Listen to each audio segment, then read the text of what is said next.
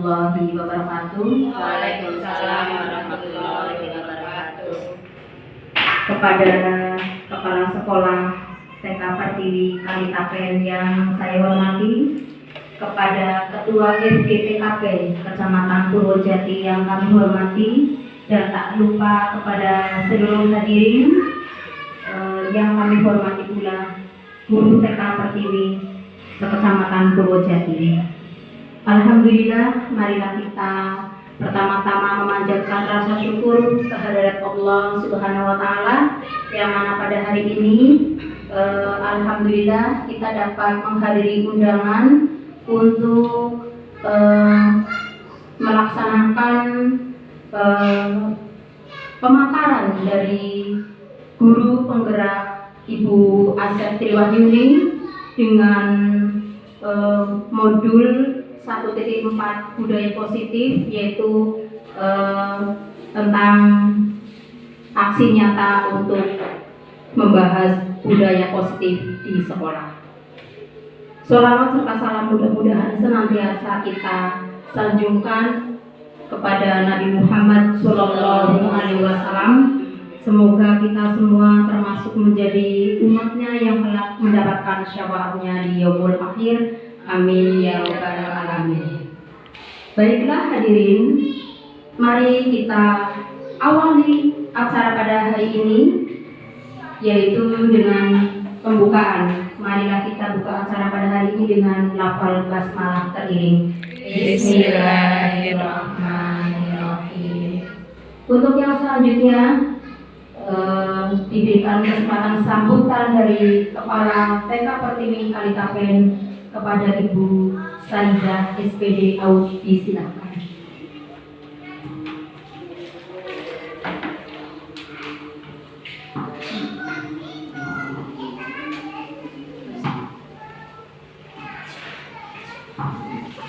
Assalamualaikum warahmatullahi wabarakatuh. Waalaikumsalam warahmatullahi wabarakatuh. Kepada rekan-rekan guru yang saya hormati, pertama marilah kita panjatkan puji syukur kehadirat Allah Subhanahu wa Ta'ala, yang mana pada hari ini kita telah memberi syafaat dan hidayahnya sehingga kita bisa berkumpul di TK Pertiwi Kalitapen.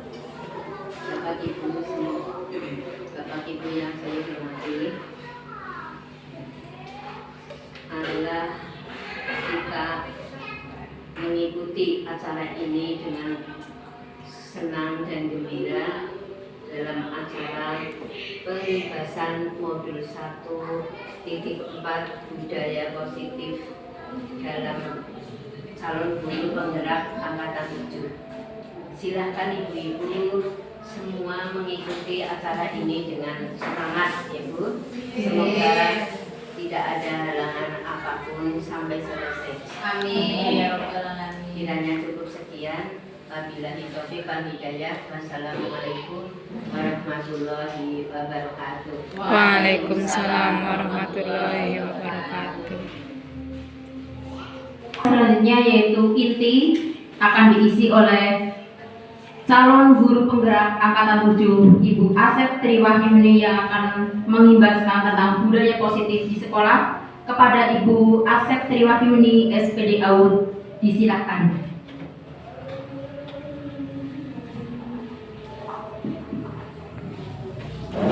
Assalamualaikum warahmatullahi wabarakatuh. Waalaikumsalam warahmatullahi wabarakatuh. Kepada yang terhormat Ibu Kepala TK Pertiwi Kalitapen, Ibu Saidah SPD AUD, kepada Ketua FGTKP Kecamatan Purwojati, Ibu Yastuti SPD AUD, dan kepada rekan-rekan guru yang hadir di TK Pertiwi pada hari ini yang saya banggakan. Pertama-tama marilah kita panjatkan puja dan puji syukur kepada Allah Subhanahu wa Ta'ala yang telah memberikan kita nikmat sehat hingga kita dapat berkumpul pada hari ini dengan sehat tanpa halangan suatu apapun. Dan saya mengucapkan terima kasih sekali atas kesediaan Bapak dan Ibu dan undangan kami dalam acara kami dalam acara pengimbasan modul 1.4 budaya positif yang saya lakukan. Saya sebagai calon guru penggerak angkatan 7 diberi tugas untuk melakukan aksi nyata dalam modul budaya positif ini. Selanjutnya, untuk menyingkat waktu, kita masuk ke materi aja ya Ibu ya.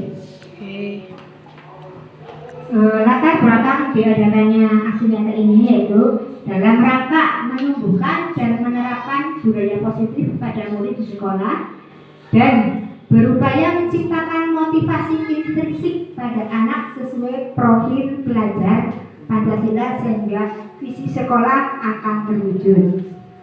Tujuannya yaitu mewujudkan disiplin positif peserta didik yang kemudian menjadi budaya positif. Yang kedua, mewujudkan merdeka belajar pada peserta didik mengenai keyakinan kelas. Ketiga, membentuk karakter positif pada peserta didik. Yang keempat, menumbuhkan nilai intrinsik peserta didik terhadap penanaman nilai-nilai kebajikan. Tolak ukur terbentuknya keyakinan kelas melalui kesepakatan kelas. Yang kedua, tercipta merdeka belajar atau bebas mengeluarkan pendapat untuk keyakinan kelas yang ingin mereka sepakati. Yang ketiga, terjalin komunikasi aktif antara guru dan peserta didik. Yang keempat, peserta didik mampu menerapkan dan menjalankan keyakinan kelas yang dibuat tanpa tekanan.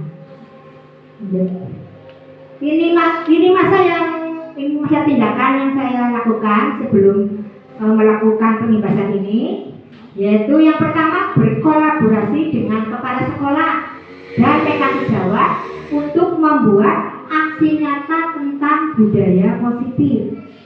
Yang kedua, saya melakukan komunikasi dan mengarahkan murid untuk membuat kesepakatan kelas. Yang ketiga, menumbuhkan kebiasaan dalam aksi nyata menjadi pembiasaan budaya positif di sekolah. Yang keempat, mensosialisasikan kepada kepala sekolah, rekan sejawat tentang aksi nyata budaya positif. Yang kelima, memantau, merefleksikan dan mengevaluasi keyakinan kelas yang telah dibuat. Di sini saya sebelum melakukan pengimbasan ini, saya menemui ibu kepala sekolah dan minta izin untuk melakukan acara pada hari ini. Terus setelah itu saya melakukan di kelas, membuat kesepakatan kelas kepada anak. Misalkan di kelas, biar kelas bersih, kita membuat kesepakatan dengan murid-murid. Kalau kelas bersih, kita harus melakukan keyakinan apa, mau melakukan kegiatan yang apa, kegiatan yang baik yang harus menjadi suatu pembiasaan. Tujuannya adalah untuk menumbuhkan kebiasaan-kebiasaan yang baik kepada murid-murid di kelas kita. Biar mereka terbiasa untuk selalu hidup bersih, untuk selalu teratur dan mematuhi segala aturan yang ada di sekolah yang telah disepakati dengan keyakinan kelas tersebut. Terus, dukungan yang dibutuhkan. Dukungan yang saya butuhkan yaitu dukungan kepala sekolah dengan meminta izin untuk melaksanakan dan mempersiapkan aksi nyata. Saya juga memerlukan dukungan rekan sejawat untuk mensosialisasikan aksi nyata yang telah saya rancang. Dukungan juga saya butuhkan dari peserta didik sebagai pusat pembelajaran. Tak lupa saya juga meminta dukungan dari wali murid untuk menerapkan budaya positif tersebut tidak hanya di sekolah tapi juga di rumah, biar menjadi suatu kebiasaan yang baik dan berkesinambungan. Desiminasi modul 1.4, saya salam dan bahagia para guru hebat Mari kita saling belajar bersama, berkolaborasi serta mendukung demi terwujudnya disiplin positif di sekolah ini.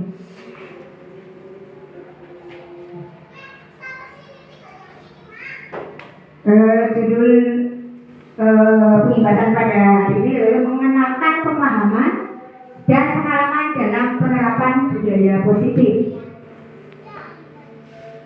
Sejatinya konsep utama model budaya positif itu ada satu, perubahan paradigma belajar, yang kedua disiplin positif, yang ketiga motivasi perilaku manusia, yang keempat kebutuhan dasar manusia, yang keempat posisi kontrol institusi, yang kelima keyakinan kelas, yang keenam segitiga restitusi. Sejatinya pembelajaran dengan paradigma baru, yaitu pembelajaran dengan paradigma baru dirancang berdasarkan prinsip pembelajaran yang disesuaikan pada tahapan perkembangan anak dengan karakter yang berbeda-beda agar terbentuk perilaku yang sesuai dengan profil pelajar Pancasila. Tentunya ibu-ibu sudah tahu kan dimensi profil pelajar Pancasila ada berapa ya ibu? Ada berapa?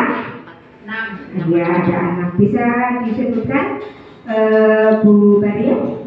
Belajar Pancasila, beriman dan bertakwa pada Tuhan yang Esa dan berakhlak mulia, berkebinekaan global, gotong royong mandiri, kreatif dan bernalar kritis. Terima kasih Bu Maria. Saya bilang malah dikasih lagu ya. Lagunya bagus kan ibu? Oke, terima kasih. Selanjutnya sebagai landasan utama dalam pendidikan saat ini. Ini tentang disiplin positif. Perlu ibu dan bapak ketahui.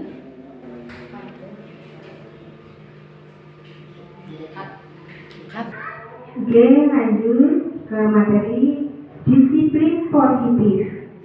Disiplin di sini yang dimaksud yaitu patuh atau takut dan tidak nyaman. Biasanya kalau kita mendengar kata disiplin, pasti di dalamnya itu ada aturan, ada harus patuh, dan juga rasa takut dan tidak nyaman. Itu biasanya yang ada dalam kata disiplin. Sebagai pendidik, kita mengharapkan agar anak berperilaku disiplin sesuai dengan nilai-nilai kebaikan universal yang diterima di lingkungan sekolah dan masyarakat. Disiplin positif adalah cara penerapan disiplin tanpa adanya ancaman ataupun hukuman. Diwujudkan dalam sebuah kebiasaan baik yang pada akhirnya akan membudaya di lingkungan sekolah hingga memunculkan motivasi intrinsik dalam diri anak. Ibu-ibu semua berarti dalam sekolahnya sudah menerapkan disiplin positif semua kan ibu-ibu? Karena dengan disiplin positif ini kita dapat menerapkan kepada anak didik biar mereka menjadi walaupun patuh tapi tidak terpaksa. Biasanya kan karena kalau disiplin ada kata hukuman. Nah di situ biasanya kalau ada hukuman itu mereka itu terpaksa untuk mematuhi sebuah aturan. Tapi kalau mereka itu patuh di dalam diri mereka sendiri, mereka akan melaksanakan secara sukarela tanpa dipaksa.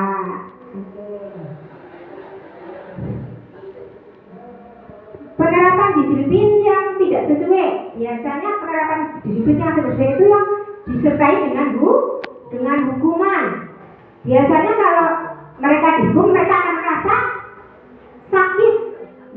Merasa sakit karena merasa dipaksa, yang tidak mau harus mau gitu. Terus mereka juga merasa dipermalukan, misalkan mereka melakukan kesalahan, mereka ditegur di depan orang, mereka merasa malu. Terus mereka juga menjadi takut untuk melakukan sesuatu karena hukuman tadi tersebut, dan mereka jadi tidak jujur. Mereka tidak berani mengungkapkan, mereka juga tidak berani untuk berkata jujur, padahal mereka habis melakukan apa, karena takut hukuman mereka jadi tidak berani jujur untuk mengungkapkan apa kesalahan mereka, karena mereka takut dengan hukuman. Terus mereka juga hilang kepercayaan diri mereka. Mereka jadi tidak merasa percaya diri karena mereka yang tadinya ingin jujur tapi tidak dipercaya. Jadinya mereka menjadi anak yang tidak mempunyai kepercayaan diri. Dan yang paling jadi itu timbul rasa dendam dalam diri mereka. Mereka merasa sering diatur, mereka sering dipermalukan, sering diancam, maka mereka merasa dendam di dalam hati mereka. Dan itu sangat fatal karena akibatnya sampai dewasa. Yang penerapan disiplin yang penghargaan yaitu menurunkan kualitas anak. Yang kedua, mematikan kreativitas anak. Yang ketiga, mengurangi motivasi intrinsik. Yang keempat, menimbulkan kecemburuan sosial. Yang kelima, melakukan tindakan sesuai imbalan semata. Iya, kalau kita melakukan penerapan disiplin yang apa-apa itu dikasih imbalan. Kalau jadi kualitas mereka menjadi turun. Dan kreativitas mereka juga jadi mati, tidak berkembang. Iya. Dan motivasi itu sih dari dalam diri mereka itu juga tidak tumbuh. Iya. Misalkan kita memberikan penghargaan kepada satu orang yang anak itu cerdas misalkan ya. Tapi yang lain kan biasa-biasa saja. Tapi kita memberikan penghargaan yang baik kepada murid yang itu, pasti akan timbul sebuah kecemburuan sosial, dan mereka melakukan disiplin tersebut atas dasar sebuah imbalan semata. Kalau mereka dikasih hadiah, mereka dikasih imbalan, dikasih pujian, mereka mau melakukan disiplin tersebut. Tapi bila tidak dikasih imbalan, mereka tidak mau melakukan disiplin tersebut. Iya. Lanjut. Penerapan disiplin yang berhasil. Di sini konsekuensinya yaitu penguatan jangka panjang. Ya, kalau kita menerapkan disiplin kita yang telah dilakukan itu berhasil, maka itunya sampai jangka panjang sampai dewasa, terus berkesinambungan, terus stimulus atau respon. Anak menghargai peraturan. Ada waktu untuk merenungi kesalahan. Ini direstitusi fokus pada pemecahan masalah jangka panjang. Yang kedua, menghargai dirinya dan orang lain. Yang ketiga, pemegang kontrol diri. Yang keempat, bersemangat memperbaiki kesalahan mereka. Motivasi perilaku manusia. Bapak Ibu, motivasi adalah dorongan yang ada dalam diri agar mencapai suatu tujuan yang diinginkan. Kalau melakukan sesuatu tanpa motivasi dalam diri kita, tentu kita tidak akan tidak terdorong untuk melakukan hal tersebut. Motivasi itu adalah menghindari ketidaknyamanan dan hukuman. Melakukan disiplin semata-mata karena takut dihukum atau itu termasuk dalam motivasi ekstrinsik. Yang kedua, mendapatkan imbalan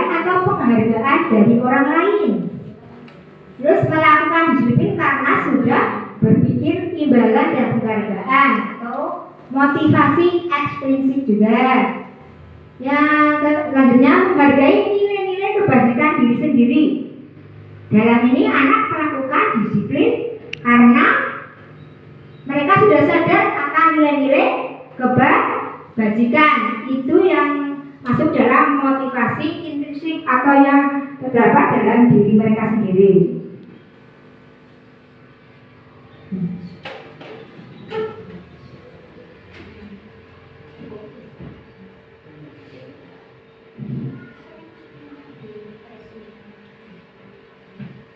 Lanjut, kebutuhan dasar manusia.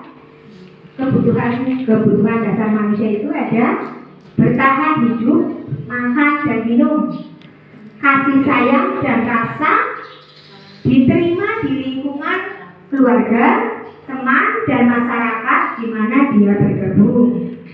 Yang ketiga, penguasaan keinginan untuk mendapatkan pengakuan, cenderung ingin menjadi pemimpin, biasanya sistematis dan kecewa jika melakukan kesalahan.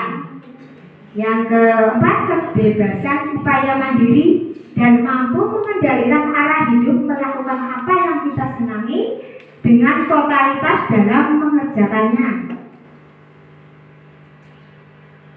Lanjut, pendekatan restitusi, upaya untuk menanamkan disiplin positif pada murid.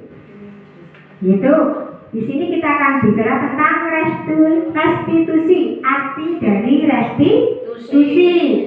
Restitusi adalah proses menciptakan kondisi bagi anak untuk memperbaiki kesalahan mereka sehingga mereka dapat kembali pada kelompoknya dengan karakter yang lebih kuat. Intinya restitusi itu adalah upaya perbaikan dalam diri mereka untuk memperbaiki kesalahan yang telah mereka lakukan hingga dapat memperbaiki kesalahan mereka dan mereka dapat melakukan yang lebih baik lagi. Ciri-ciri restitusi bukan menebus kesalahan tapi memperbaiki kesalahan. Iya. Terus sebuah tawaran, bukan paksaan. Iya, kalau restitusi itu bukan paksaan, tapi tawaran. Mereka mau berubah apa sih? Tidak tergantung anaknya. Ya, mereka mau berubah apa? Tidak. Menguatkan dan fokus pada solusi. Mengarahkan untuk mengenal diri.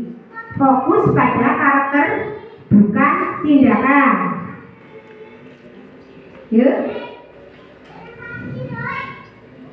Penerapan dalam restitusi. Contoh kasusnya misalkan merebut makanan. Contoh kasus misalkan merebut makanan teman. Ya, biasanya kan terjadi kan dalam makan bersama banyak anak yang berebut makanan karena mungkin makanannya tidak seenak makanan dia temannya. Mereka jadi ingin makanan temannya tapi tidak dengan cara yang baik, cara memintanya. Dalam restitusi itu guru menanyakan keyakinan kelas dan membantu anak menyelesaikan masalah. Guru terbuka dan anak menghargai diri serta orang lain. Konsekuensinya, guru memberikan konsekuensi untuk mengganti makanan teman karena tadi kan makanan temannya direbut oleh temannya lagi itu. Konsekuensi gurunya harus apa? Tadi mengganti makanan yang direbut oleh temannya. Guru juga harus tegas dan siswa harus taat akan aturan. Ya, hukuman, guru menghukum anak berdiri dengan satu kaki. Kalau hukuman seperti itu biasanya baik apa tidak, Ibu? Iya. Biasanya anak menjadi jerat tapi mereka tidak merasa nyaman dan merasa takut. Restitusi yang guru emosi dan siswa menjadi takut. Biasanya kita kalau menghadapi anaknya rewel, anaknya bandel, anaknya apa? Tidak nurut kepada keinginan kita, biasanya kita sering emosi dan biasanya siswa menjadi takut, tapi bukan karena takut apa, tapi mereka takut karena gurunya galak. Iya, biasanya kalau gurunya galak, murid. Ya, lanjut. Posisi kontrol dan posisi. Nah, ini kasus dalam berkarya di dalam kelas. Ini. Kalau yang penghukum, biasanya anak-anak itu harus mengharuskan guru taat kepada peraturan. Yang tadi itu berdirilah contohnya dengan menghubung dengan berdirilah dengan satu kaki di depan. Misalkan guru, kalau ada anaknya melanggar peraturan, restitusi yang membuat rasa bersalah. Contohnya, misalkan guru berkata, harus berapa kali Bu Guru bilang, apa kamu tidak kasihan sama Bu Guru? Dimarahi kepala sekolah, misalkan seperti kayak gitu. Nah, terus yang teman,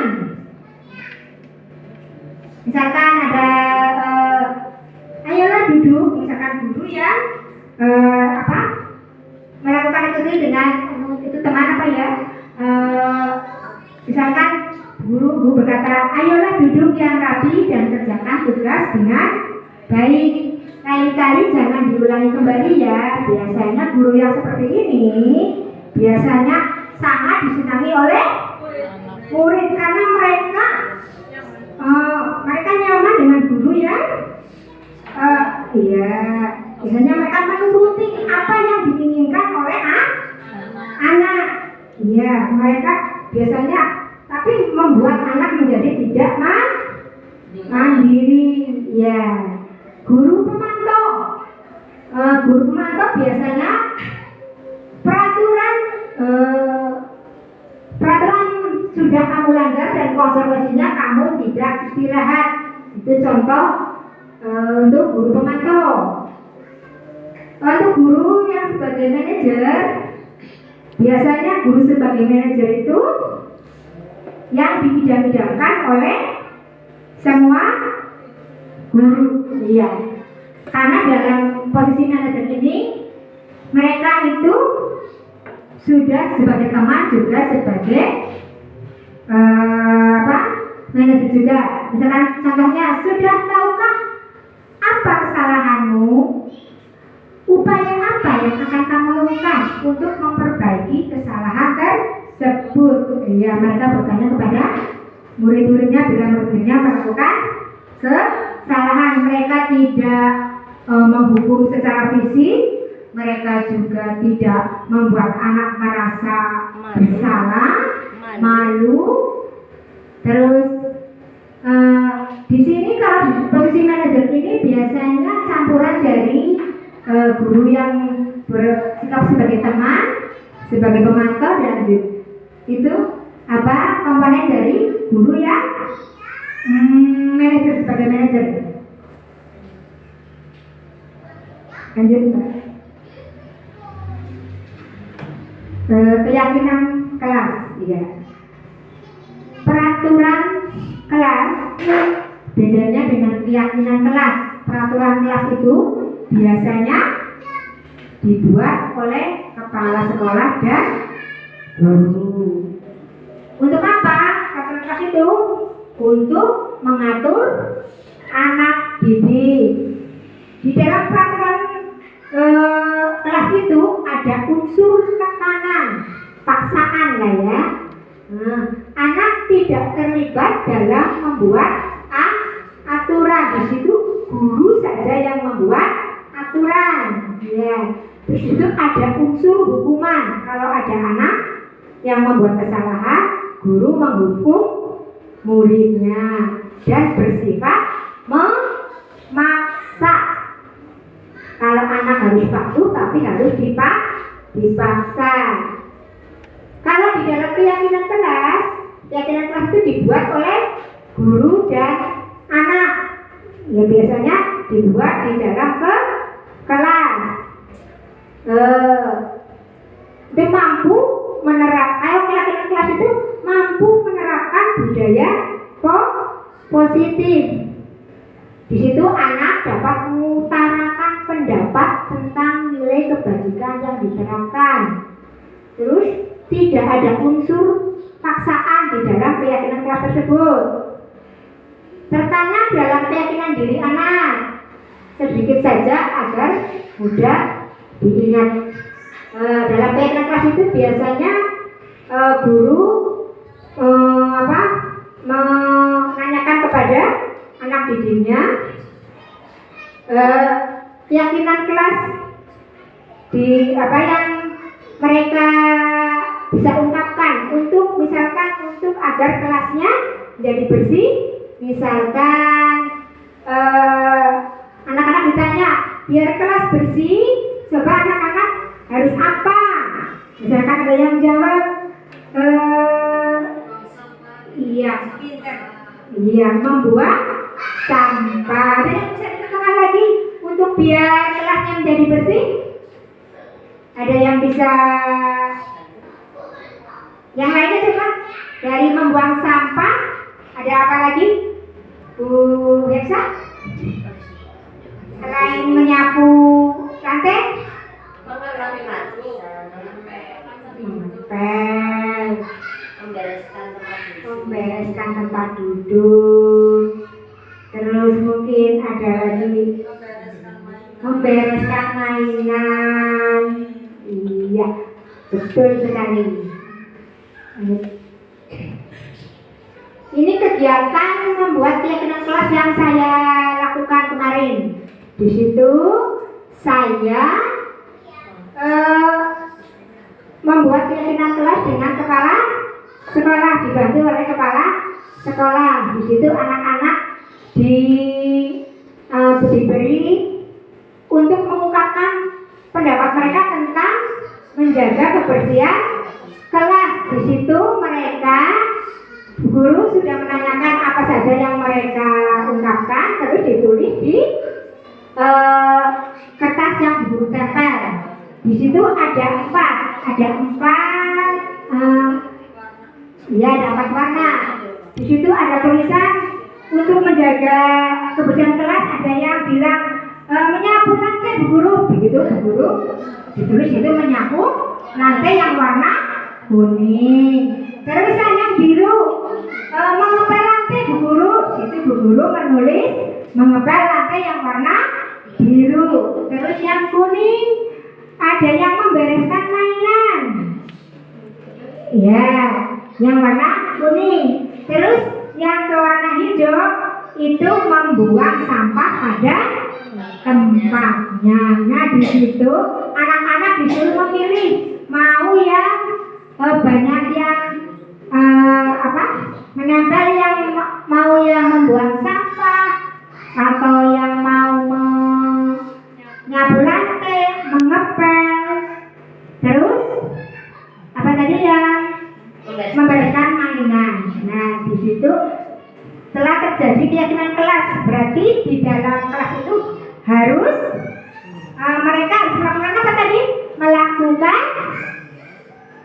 menyapu lantai. Kalau mereka melihat lantai kotor, kalau ada sampah, mereka membuang sampah di tempatnya.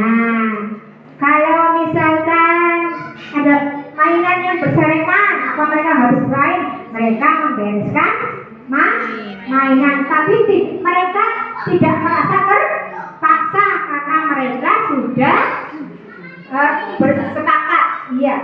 Iya. Untuk bersepakat untuk melakukan keyakinan kelas yang mereka sepakati bersama. Segitiga restitusi. Di sini ada menstabilkan identitas, yaitu memberikan ketindakan yang lebih baik lagi. Terus validasi tindakan menanyakan sebuah tindakan itu terjadi. Yang ketiga, menanyakan keyakinan atau mengarahkan tindakan yang lebih baik. Oke. Ini contoh kasus yang telah saya lakukan yang di sekolah saya, yaitu contoh kasus pertama, saya menemukan kasus anak yang berkelahi dengan teman. Itu bukan itu. Di situ saya menemukan anak yang berkelahi dengan temannya. Terus setelah pembelajaran selesai, saya menanyakan kepada anak tersebut, mengapa kok Mas Gesang, itu kan namanya Mas Gesang. Di situ saya bertanya, Mas Gesang, kenapa tadi kamu kok berkelahi dengan Mas Mahesa? Katanya Mas Gesang, karena dia mencoret-coret bukunya Mas Gesang. Jadinya Mas Gesang marah. Makanya dia katanya, jadinya tak jotos baik Bu Guru, nakal sih, mau bukunya aku dicoret-coret katanya. Ya, di situ Bu Guru menasehati untuk tidak mengulangi kesalahan tersebut. Dan Mas Gesang meminta maaf kepada Mas Mahesa, dan itu juga Mas Gesang berjanji untuk tidak mengulangi kesalahannya kembali bila untuk esok harinya. Untuk kasus yang kedua yang telah saya alami, yaitu membuang sampah di bawah meja. Anaknya itu membuang sampah di bawah meja. Di situ anaknya saya panggil, terus saya tanyakan, Mbak Eksa, tadi waktu mau masuk kelas itu kok kamu kok membuang sampah di dalam kelas, kenapa sih? Bu Guru tanya sama Eksa. Iya Bu Guru, tadi Eksa itu buru-buru karena waktu masuk sudah tiba, jadinya sampahnya dibuang di bawah meja, takut ketinggalan pelajaran katanya. Nah, di situ Bu Guru juga mengingatkan bahwa membuang sampah itu perbuatan yang tidak baik karena mencemari lingkungan, juga mengotori kelas. Dan di situ juga saya memahami alasan Mbak Esa karena membuang sampah di bawah meja, dan juga saya mencontohkan bahwa kalau ada sampah harus dibuang di tempat sampah. Terima kasih. Semoga dengan pemaparan saya tadi, Bapak Ibu semua memahami apa yang telah saya lakukan. Bapak dan Ibu, apakah ada yang perlu ditanyakan? Terima kasih atas waktunya yang telah diberikan kepada saya, dan semoga apa yang telah saya sampaikan tadi ibu-ibu dapat memahaminya dan menerapkannya di sekolah masing-masing. Terima kasih. Akhir kata, wassalamualaikum warahmatullahi wabarakatuh. Waalaikumsalam warahmatullahi wabarakatuh. Demikianlah ibu-ibu pemaparan dari Bu Asep Triwahyuni. Mudah-mudahan ilmunya dapat kita terapkan semua di sekolah kita. Amin ya robbal Amin. Nah, ibu-ibu, di ujung acara ini kita tutup dengan lafal hamdalah teriring.